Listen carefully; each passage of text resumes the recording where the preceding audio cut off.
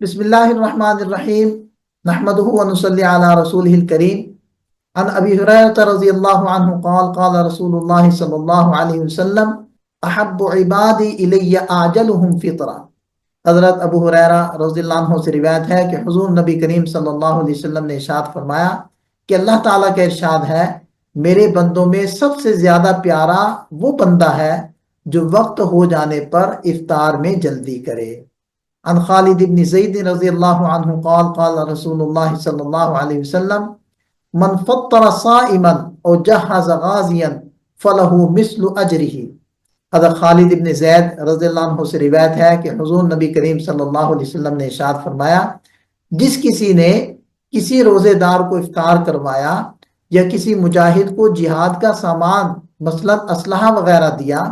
تو اس کو روزہ دار اور مجاہد کی مثل ثواب ملے گا۔ عن سلمان ابن عامر رضی اللہ عنہ قال قال رسول اللہ صلی اللہ علیہ وسلم اذا افطر احدکم فلیفطر على تمر فإنه برکۃ فإن لم یجد تمرا فالماء فإنه طہور۔ حضرت سلمان بن عامر رضی اللہ عنہ سے روایت ہے کہ حضور نبی کریم صلی اللہ علیہ وسلم نے ارشاد فرمایا، تم میں سے جو شخص روزہ افطار کرے تو اسے چاہیے کہ وہ کھجور سے افطار کرے، کیونکہ کھجور باعث برکت ہے، اور اگر کوئی شخص کھجور نہ پائے تو پانی سے افطار کرے، کیونکہ پانی پاک کرنے والا ہے۔ اگر کسی کو شک ہو کہ غروب شمس ہو چکا ہے یا نہیں تو اس کے لیے افطار کرنا جائز نہیں۔ اگر کسی نے افطار اس گمان پر کیا کہ غروب شمس ہو چکا ہے، پھر معلوم ہوا کہ غروب شمس نہیں ہوا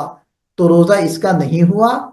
اور قضا لازم ہے، کفارہ نہیں۔ افطار کی وجہ سے نماز مغرب میں کچھ دیر کرنا جائز ہے، مثلا 10 منٹ، 12 منٹ، 15 منٹ، تو یہ حالات اور موقع کی مناسبت سے تاخیر کی جا سکتی ہے، اس لیے کہ مغرب اور عشاء کے درمیانی وقت کم و بیش سوا گھنٹہ یا 1.5 گھنٹے تک باقی رہتا ہے۔ البتہ اتنی تاخیر کے ستارے چمکنے لگیں